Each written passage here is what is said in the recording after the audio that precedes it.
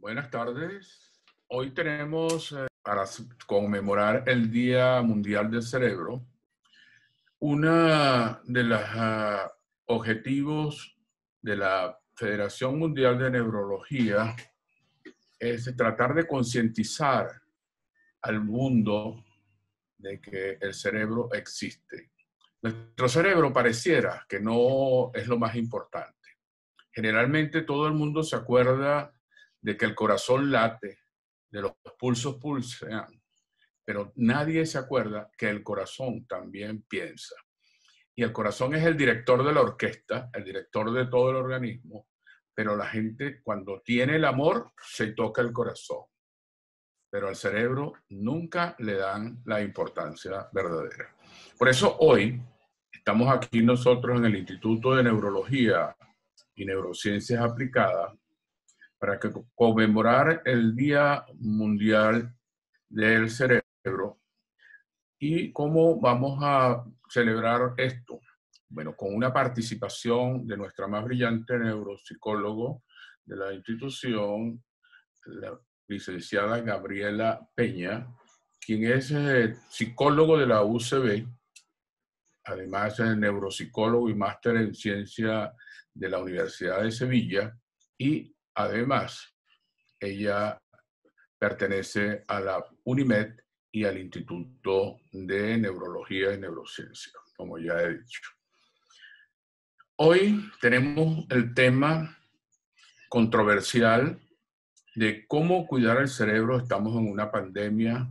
Hemos visto cómo está afectándose el cerebro y es uno de los órganos que primero aparentemente se afecta con el COVID-19, apareciendo síntomas como son la anosmia, es decir, pérdida del olfato, la ageusia, pérdida del gusto, que son los primeros síntomas asociados también al dolor de cabeza.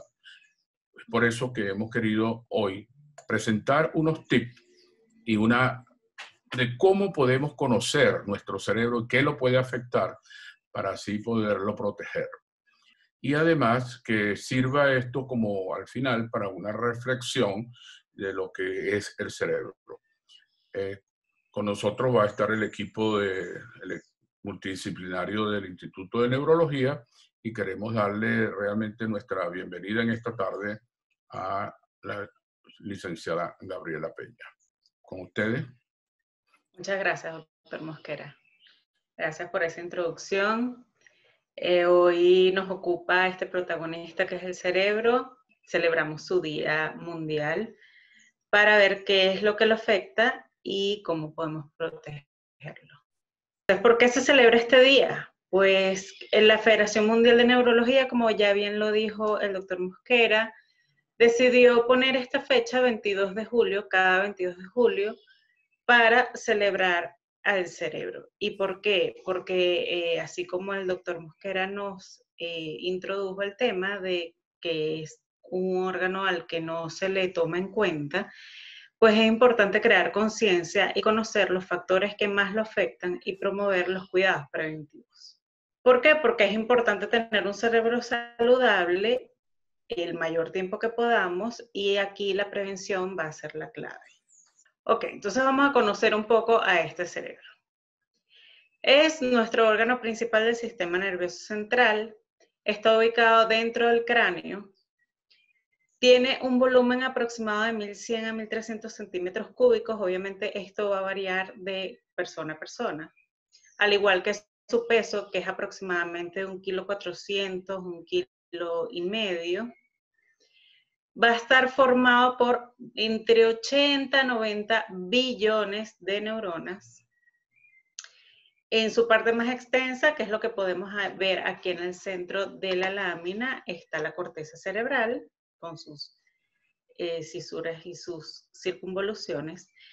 Va a tener unas funciones de regulación y mantenimiento de las funciones vitales del cuerpo. También en el cerebro reside lo que la gente entiende como la mente o la conciencia del individuo. Se encuentra suspendido en el líquido cefalorraquídeo, quien también no solo lo protege, sino lo amortigua de cualquier impacto. Está aislado y protegido por la barrera hematoencefálica y es un órgano que no descansa jamás. Tiene doble jornada laboral. Tiene su trabajo diurno y su trabajo nocturno.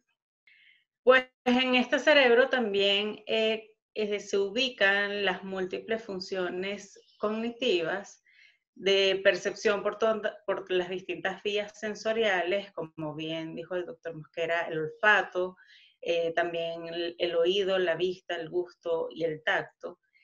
De aquí residen todos los mecanismos atencionales a través de los cuales se registra información para luego ser codificada, almacenada en todos nuestros sistemas de memoria. Participa en el control motor de nuestras acciones, en todo lo que es la comprensión y la expresión del lenguaje, y bueno, todas las funciones ubicadas en los lóbulos frontales, llamadas funciones ejecutivas, que entre ellas podemos tener lo que es el autocontrol o control de impulsos, lo que es la planificación de una acción, el razonamiento concreto y abstracto, y todo lo que es la resolución de problemas, toma de decisiones. Su delicada naturaleza lo hace muy susceptible a distintos daños y enfermedades.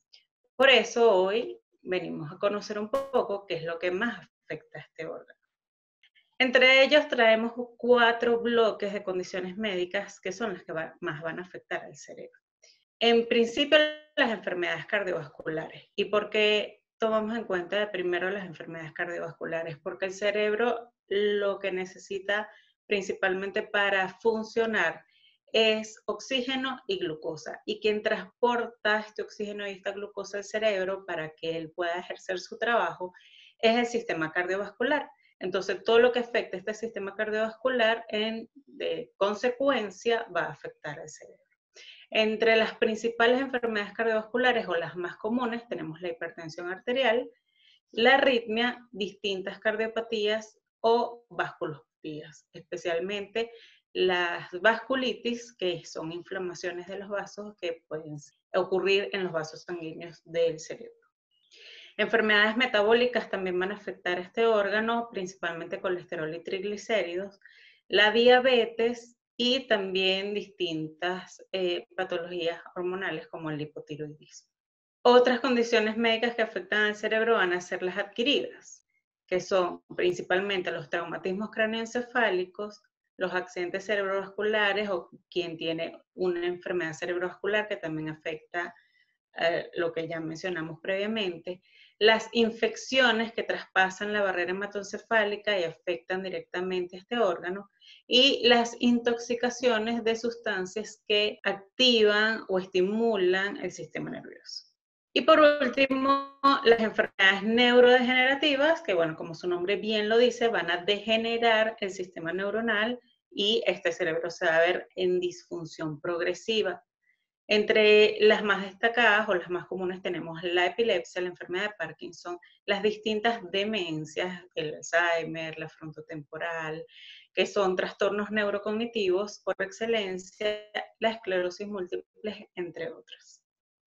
Y es que estas condiciones médicas van a ser una enfermedad crónica a largo plazo y por ello va a tener un impacto importante en nuestras vidas, porque van a impactar no solo a nivel personal, sino que van a impactar también a nivel ocupacional, laboral, económico e incluso familiar, porque no se enferma nada más el paciente, sino la familia. Suelen ser las principales causas de discapacidad, incluso de mortalidad, y para un adecuado control de estas condiciones no solo es suficiente cumplir con las citas médicas y ingerir fármacos o medicamentos. Y eso lo veremos más adelante. Otro enemigo del cerebro va a ser el estrés, pero no todo tipo de estrés. Hay un estrés bueno y un estrés malo. Entendamos como una situación estresante aquella que nos demanda, que nos genera una demanda, pero si esa demanda o alta demanda la podemos manejar o está entre nuestras manos manejarla, nosotros nos vamos a encontrar en esta primera parte de la curva del estrés. ¿Okay? Ahora, cuando esa sobrecarga o esa demanda nos empieza a fatigar, a agotarnos y empieza a generar malestar por medio de manifestaciones de ansiedad, miedo, incluso pánico o rabia, hasta llevarnos a un punto de quiebre, pues este estrés va a ser sumamente negativo para el cerebro. Tenemos una charla en el canal de YouTube que habla de todo lo que es la fisiología del estrés en nuestro organismo, y si quieren conocer más esto a fondo, allá la tenemos. Entonces, ¿cómo impacta el estrés en nuestro sistema? Así por encima, sin entrar muy en el sistema. El estrés va a generar ansiedad. Esta ansiedad puede generarnos insomnio por las preocupaciones que nos están dando vueltas en la cabeza constantemente. Al no dormir bien nos vamos a encontrar cansados, agotados, no vamos a poder cubrir las demandas, lo cual nos va a generar tristeza. Esta tristeza nos puede llevar a aislarnos, a desmotivarnos y en general vamos a sentir malestar en nuestras vidas y eso puede desencadenar una serie de enfermedades varias, no solo una. Entonces, este estrés va a impactar en todo nuestro organismo y no escapa de ello el cerebro. ¿Cuáles son otros hábitos que suelen ser nocivos o los que más afectan al cerebro? Ya tenemos pues alguna condición médica, ya tenemos situaciones cotidianas como el estrés, pero hay otros hábitos que pueden resultar nocivos. Entre ellos, pues el consumo de tabaco, alcohol, que son drogas legales. También tenemos las drogas ilegales que son psicoactivas y los fármacos, aun cuando puedan ser indicados por un médico, si abusamos de ellos, eso también va a generar una repercusión para el cerebro. El sedentarismo y la alimentación inadecuada, pues el sedentarismo pues, es malísimo para el organismo. En general, nuestro cuerpo y nuestro cerebro está diseñado para moverse, viendo teorías evolutivas. Y mantenernos sentados o con una vida sedentaria tiene unas consecuencias muy negativas para la salud y ello va a repercutir en el cerebro. Ahorita que nos encontramos todos en cuarentena, solemos tener más sedentarismo del usual. Entonces es importante combatir un poco esto o ser conscientes de esto. Y una alimentación inadecuada, ya lo vamos a desglosar en unos minutos. El trastorno del sueño o tener malos hábitos de sueño o uso inadecuado de la tecnología en horas nocturnas que altere nuestro sueño reparador va a ser sumamente nocivo para nuestro cerebro. ¿Por qué? Porque interrumpimos todo ese trabajo de sueño nocturno que es reparar, reconstruir todo nuestro sistema para poder enfrentar un nuevo día. El uso inadecuado de la tecnología por la luz azul que recibimos de las pantallas, especialmente como el celular, que es lo más portable, en horas nocturnas va a interrumpir todo este proceso de segregar melatonina en las horas correctas para conciliar un sueño y dormir las horas que necesitamos y poder levantarnos recuperados y frescos al día siguiente. Entonces es importante que estos hábitos se vayan corrigiendo. También tenemos una charla de sueño y de higiene de sueño en el canal de YouTube. Y el aislamiento social está comprobado en estudios científicos que es un promotor de deterioro cognitivo y de desarrollo de demencias. Así que esto es un hábito que aun cuando nos encontremos en cuarentena y en distancia social, debemos mantenernos vinculados a los nuestros, bien sea familiares, amigos, conocidos, para evitar este aislamiento social. Una cosa es mantener distancia social para evitar contagio de COVID y otra cosa es aislarnos socialmente. Entonces, adentrándonos un poquito en la parte nutricional del cerebro, yo no soy nutricionista, pero son los bloques de alimentos que más perjudican al cerebro. Vamos a tener principalmente la sal. ¿Por qué? Porque ella va a tender a aumentar la tensión arterial, va a producir muerte neuronal y va a favorecer las rupturas de vasos sanguíneos por esta tensión arterial oscilante. Por ello es importante el control de la sal, la justa y necesaria. Obviamente estoy hablando de personas que no tengan una condición previa. Las grasas saturadas van a disminuir la función cognitiva, si bien el 60% de nuestro cerebro puede estar constituido por grasa. No es esta grasa la que necesitamos, sino son las grasas, las que llaman las grasas buenas. Entonces, estas grasas van a repercutir en el funcionamiento cognitivo. Y el azúcar procesado, todo lo que es bollería, repostería, chucherías con azúcar o con altos contenidos de azúcares, si bien por un lado van a generarnos hiperactividad, y el que tiene niños ve como en los cumpleaños que hay muchos dulces, los niños tienen como una sobrecarga de energía. Por un lado nos ponen hiperactivos, pero por otro lado hacen que se produzca el enlentecimiento cognitivo, y ello nos lleva a un déficit atencional. Y tenemos que entender que la atención es la primera entrada de información. Eso lo vamos a desglosar un poquito más adelante. También este azúcar procesado va a aumentar el estrés oxidativo de las células, lo cual va a ser negativo para las células, no solo de todo el organismo, sino para las células del cerebro también. Y por otro lado tenemos la obesidad y la desnutrición como dos polos. La obesidad como una alimentación inadecuada, que si bien la persona puede tener un sobrepeso, una obesidad importante, y puede desarrollar muchísimas patologías que ya mencionamos, como diabetes, tensión arterial, etcétera, y que eso va a repercutir en el cerebro.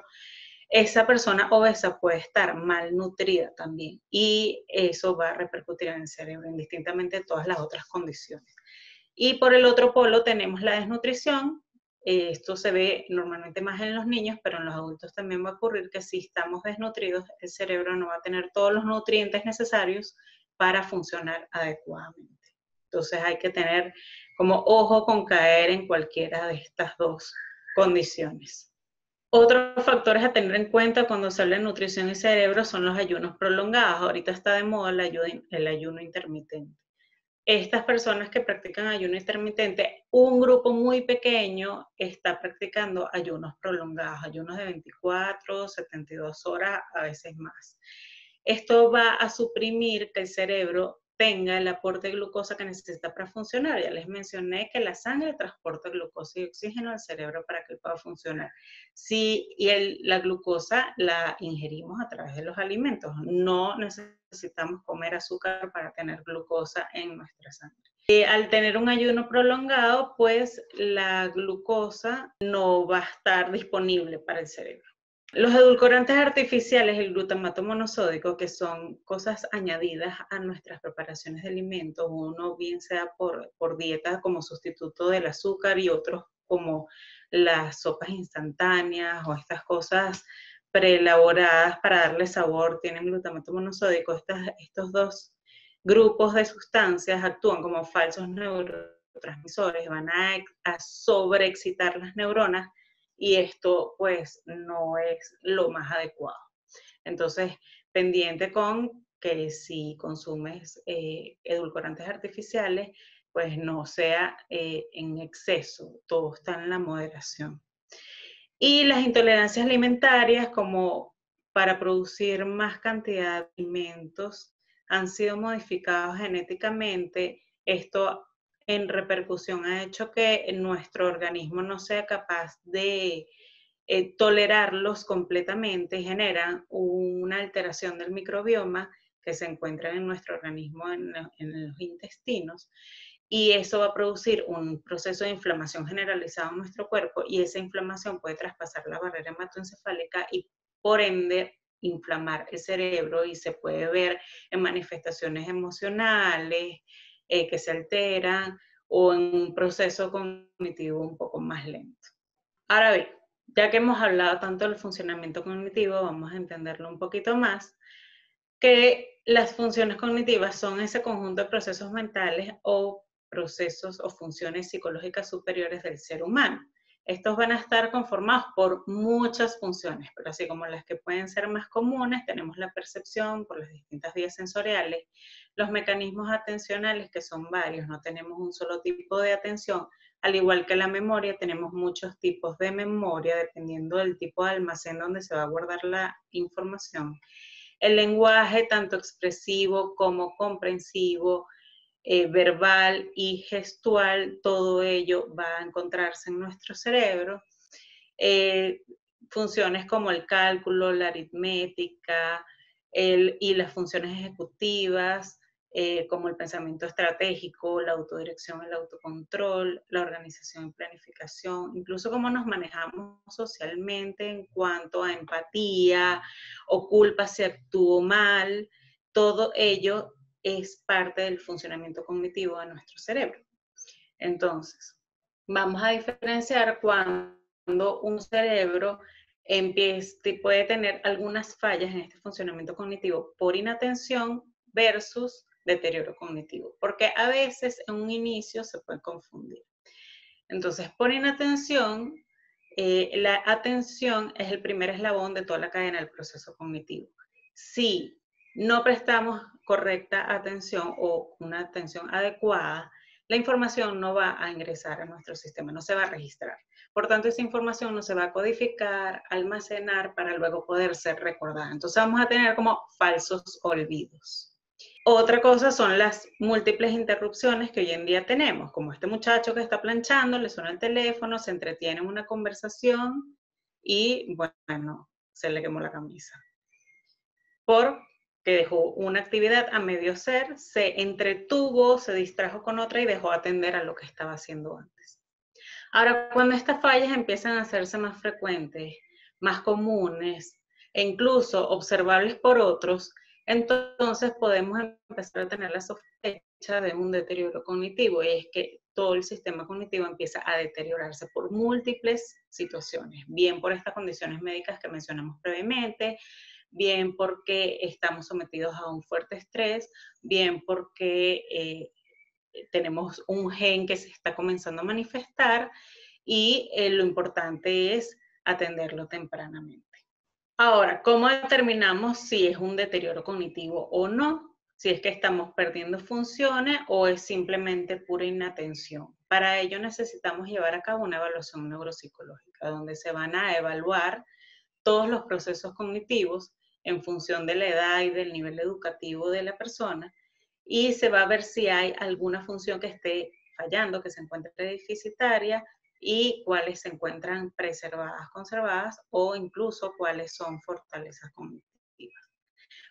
Para que evaluemos esto, entonces podemos determinar si hay deterioro cognitivo o no, lo cual nos va a permitir luego monitorear a ese paciente en caso de que ese deterioro cognitivo progrese. Y si no tiene deterioro cognitivo, pues la persona ya se siente mucho más aliviada.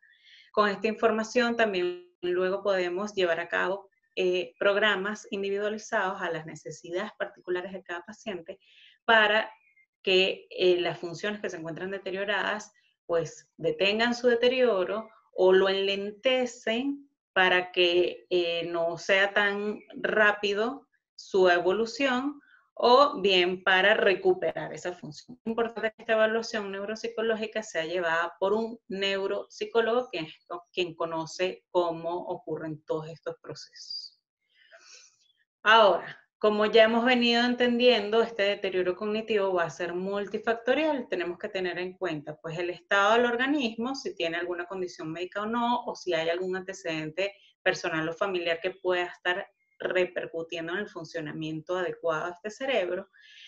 Tener en cuenta que el azúcar particularmente va a enlentecer los procesos cognitivos, bien sean de aprendizaje en los niños o de funcionamiento de atención y memoria en los adultos. Situaciones hormonales, como por ejemplo, ya mencioné el hipotiroidismo, pero las mujeres cuando llegamos a la menopausia, pues también eso va a repercutir en el funcionamiento de la memoria, va a tener una alteración emocional y conductual porque las emociones y las conductas también están en el cerebro y bueno, los procesos hormonales lo afectan. El sueño, que ya lo mencionamos antes, en hábitos nocivos cuando no dormimos bien, en etapas profundas de sueño se consolida la información. También si no dormimos bien, pues amanecemos agotados, inatentos, si no atendemos, no registramos, si no registramos, no recordamos. Entonces el sueño va a afectar muchísimo el funcionamiento del cerebro, específicamente en las funciones cognitivas. El aumento o el mantenimiento de un estrés elevado, de alta demanda, con síntomas de ansiedad o depresión, todo eso va a afectar al cerebro. nos va a generar desmotivación para tomar acción en nuestras vidas y por supuesto las decisiones que tomemos respecto a nuestros hábitos, si son nocivos o saludables, va a tener consecuencias en este cerebro. Entonces, una vez que conocemos todo este panorama de todo lo que afecta al cerebro, vamos a ver entonces cómo lo protegemos. Y es que en principio, así como se decidió que el 22 de julio fuese el Día Mundial del Cerebro para hacer conciencia y para hacer prevención, la prevención es la clave, corresponde a obtener es importantísimo para que los logros sean mejores. No solo es tomar medicamentos o citas, como lo mencioné en un principio, para tener una vida saludable, porque es muy fácil como la ruta corta de tomarme un medicamento y ya. El cambio de hábitos requiere de un esfuerzo, requiere de un compromiso consigo mismo, y eso es laborioso, es tedioso. Los resultados no se obtienen de un día para otro y entonces ahí es cuando el paciente aún debe comprometerse más, haciéndose partícipe de sus decisiones y el cumplimiento de las mismas, de toda esta serie de tratamientos no farmacológicos, que son el cambio de hábitos, en caso de la persona necesitar sesiones de rehabilitación neurocognitiva, por ejemplo, comprometerse con la asistencia a las mismas, en caso de tener que aplicar higiene de sueño, hacerlo con constancia todas las noches, y si un día falló, no importa, retomarlo y así. Control de la enfermedad.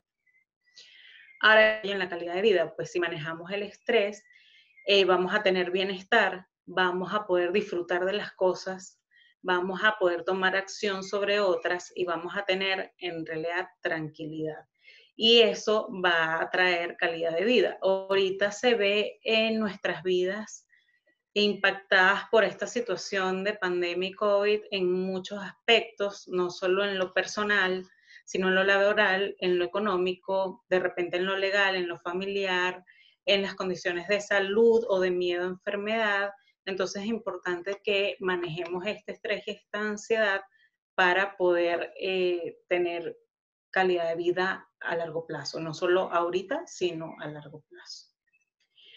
Y los hábitos saludables van a ayudar, obviamente, al cerebro, principalmente tener un sueño reparador, poder dormir bien, poder amanecer bien y recuperados. Ello nos va a disponer de la suficiente energía y disposición para enfrentar un nuevo día.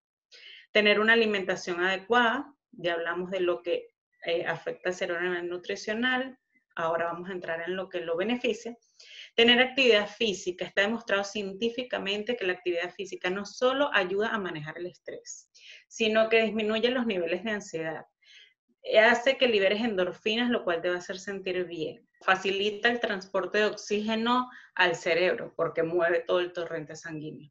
Y los beneficios de la actividad física son impresionantes, incluso hoy por hoy se conoce que aumenta el volumen cerebral, específicamente el hipocampo, que es donde también funciona la memoria, y es importantísimo tener actividad física. Hoy por hoy que estamos encerrados todos, pues tenemos que ajustar nuestra actividad física para que sea dentro de casa o con la suficiente distancia social para mantenernos protegidos. Socializar, como ya les dije, el aislamiento social afecta a nuestro cerebro, entonces debemos socializar. Pues ahorita no podemos hacer eso que está haciendo esa gente ahí de estar todos juntos amuñoñados, pero sí podemos socializar de manera online o virtual.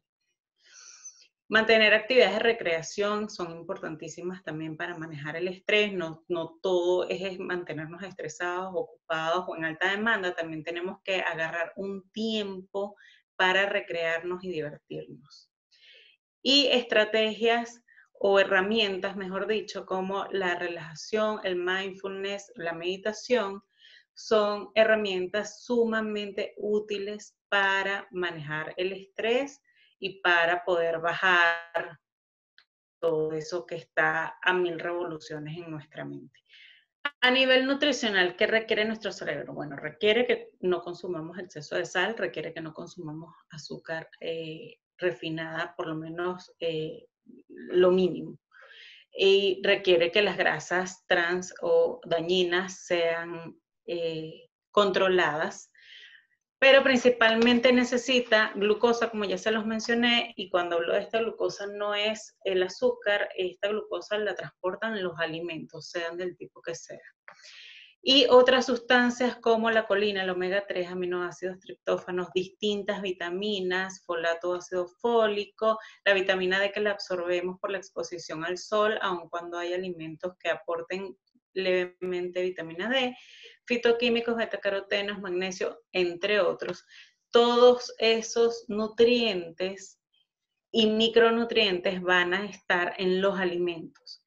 Si tomamos en cuenta los macronutrientes, que son carbohidratos, grasas y proteínas, también tenemos los micronutrientes que están en los vegetales y las frutas, y todos estos vegetales y frutas nos van a aportar todos estos sustancias. O sea que lo que hay es que comer balanceado, incluir todos los tipos de alimentos en nuestra dieta sin excesos, que eso nos va a garantizar el aporte de estas sustancias. Y por supuesto mantener una adecuada hidratación, porque así como se deshidrata el organismo, pues también se deshidrata el cerebro, que es parte de nuestro organismo. Entonces, para ellos es importante que tengamos en cuenta que no debemos salir corriendo a una tienda a comprar un suplemento nutricional. Simplemente con tener una adecuada alimentación vamos a garantizar todos estos nutrientes. Lo que sí debemos tener en cuenta es que los oxigenantes cerebrales no existen. El oxígeno no viene en cápsulas, el oxígeno no viene en pastillas. Eso es mercadeo y publicidad para venderte un suplemento nutricional. Si usted quiere tener más oxígeno en su cerebro, haga ejercicio. Si usted quiere que su cerebro demande más oxígeno, haga actividad cognitiva. Y el Ginkgo biloba, que también ha tenido mucha publicidad y venta de que mejora la función cerebral, especialmente la memoria, pues científicamente hablando, en distintos estudios no existen beneficios del Ginkgo biloba para el funcionamiento cognitivo. Entonces, la ruta fácil de tomar una pastilla para mejorar el funcionamiento cognitivo no existe. Existe la que hay que esforzarse un poquito más. Y es aquí donde vamos a entrar. ¿Cómo nos esforzamos para que este funcionamiento cognitivo se mantenga bien? Pues teniendo reserva cognitiva, generando reserva cognitiva. ¿Y qué es esta reserva cognitiva? Pues así como esa alcancía, meter allí para tener una reserva para poder enfrentar alguna situación que se nos presente. Y es que viene siendo lo que adquirimos asociado a la realización de distintas actividades intelectuales y cognitivas a lo largo de nuestras vidas. Esto no se genera de un día para otro. Esto se va generando a lo largo de nuestras vidas. Por supuesto, nunca es tarde para comenzar. Esto le va a permitir al cerebro minimizar la manifestación clínica de algún proceso neurodegenerativo que se pueda presentar o de un deterioro cognitivo que pueda surgir, y vamos a poder hacerle frente a este proceso neurodegenerativo, porque al tener reserva cognitiva vamos a tener un efecto protector ante esta situación. Y una de las cosas que más va a generar conexiones neuronales y desarrollo de estas redes neuronales va a ser exponernos a ambientes enriquecidos. Entonces, ¿cómo se mide esta reserva cognitiva? Bueno, principalmente por la escolaridad que tenga la persona. A mayor escolaridad, mayor reserva cognitiva. También la escolaridad de los padres, porque a los padres con escolaridades altas han provisto a sus hijos de ambientes enriquecidos o estimulantes.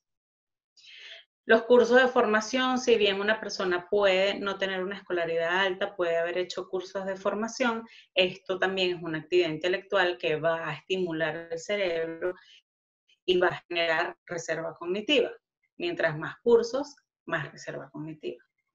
También la ocupación laboral que se desarrolle. Las ocupaciones laborales manuales monótonas no son estimulantes como lo son las intelectuales, donde se tengan que estar tomando decisiones, donde se tengan que estar consumiendo y generando información para mantener ese cerebro funcionando a full chola constantemente. También la formación musical, por supuesto, es un lenguaje paralelo al que adquirimos en la formación académica, entonces esto va a generar muchísimas redes neuronales en otras áreas completamente distintas, está la formación pues amateur por cuenta de quien quiere simplemente o está motivado a tocar un instrumento, o la formación musical ya profesional, que ya es otro nivel. Los idiomas. Mientras más idiomas hablemos, más reserva cognitiva vamos a tener. Cuando se habla de medir reserva cognitiva a nivel de idiomas, se habla no solo de comprensión del idioma, sino del nivel de posibilidades de hablar en ese idioma. Por supuesto, una persona que solo tiene su lenguaje materno versus una que comprende otro idioma, el que comprende otro idioma, aunque no lo hable, va a tener más reserva cognitiva que el que solo tiene un idioma, pero se mide a nivel de habla, de dominio de ese lenguaje.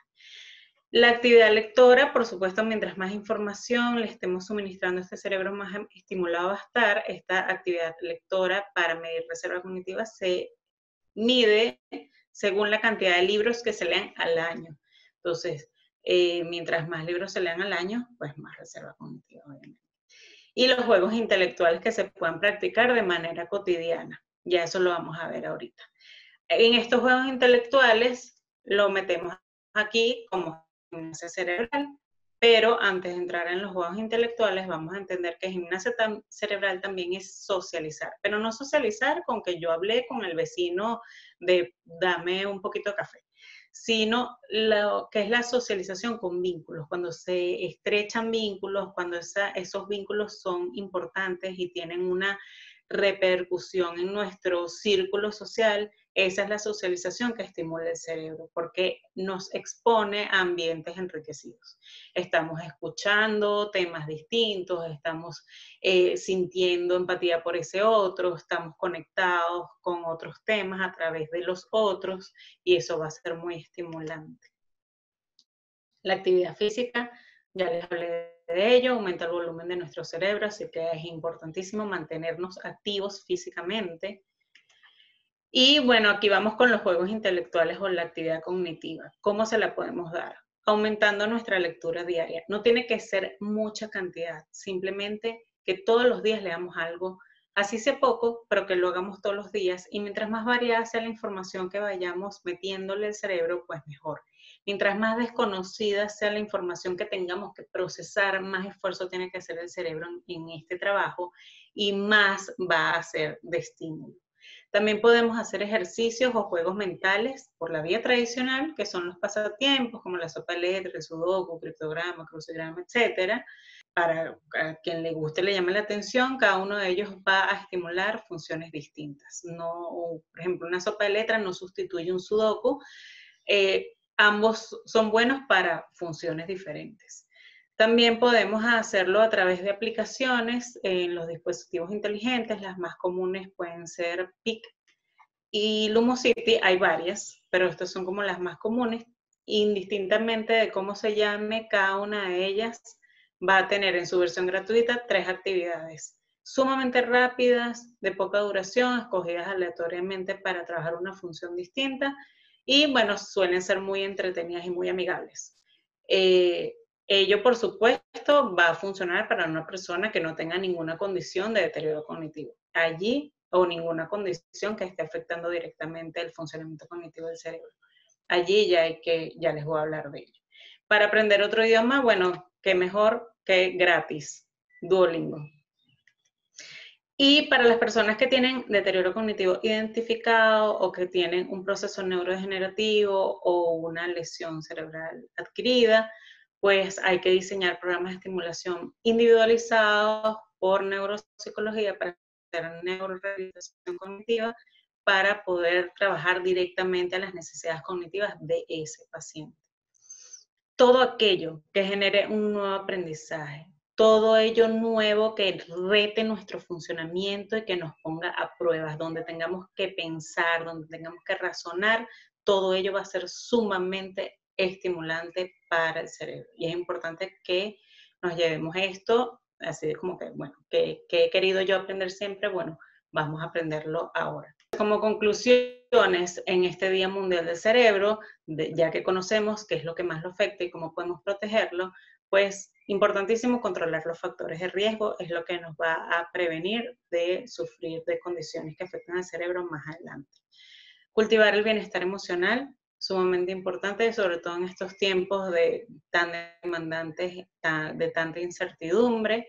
Tener hábitos saludables, realizar actividad física, alimentarnos de manera adecuada, balanceada, correcta, mantener nuestro cerebro estimulado constantemente y, por supuesto, si escapa de tus manos o tienes algo que pueda estar afectando tu cerebro, que no esté en tus manos la solución, la atención temprana es lo más recomendable. Mientras más temprano se actúe, más posibilidades de mejora y, por favor, no dudes en buscar ayuda.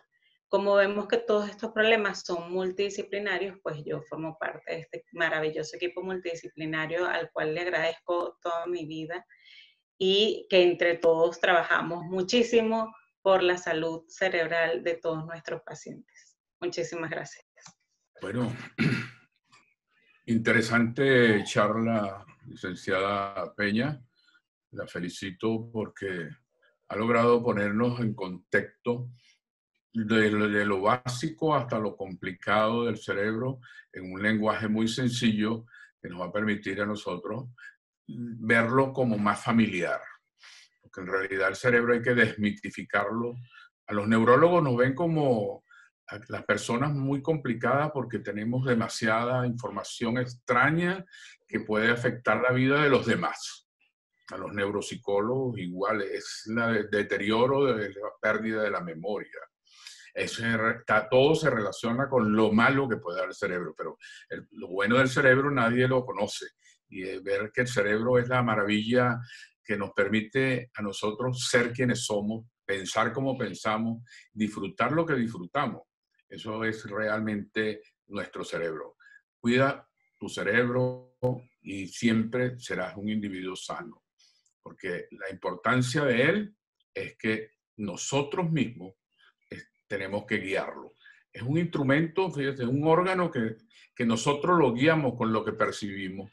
Imagínense ustedes, nosotros lo guiamos con lo que oímos, nosotros lo guiamos, lo integramos, y ser consciente de que el cerebro es importante, es para nuestra salud, para nuestro bienestar, y crearlo, desarrollarlo, es una función vital.